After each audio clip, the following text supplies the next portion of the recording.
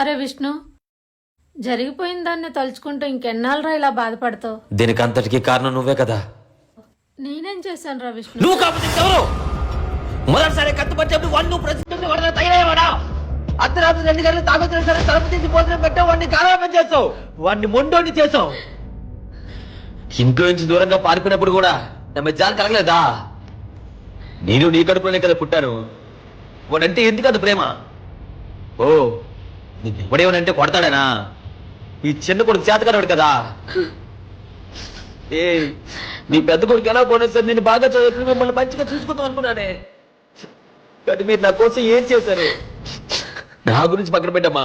రే మీ అన్న నువ్వు ప్రేమించిన అమ్మాయి చెప్పచ్చు, వాళ్ళు ఇప్పుడు వేరే అమ్మాయితో జలసగా తిరుగుతున్నాడంటే చాలా బాధగా ఉందమ్మా. అరే విష్ణు, ఈ ఒక్కసారికి నేను చెప్పేది వినరా? నువ్వు చెప్పేది నిజమే అయితే వాడిని ఇంకా ఇంట్లోకి రానివ్వండిరా. నేను చెప్పేది ఒక్కసారికి వినరా విష్ణు?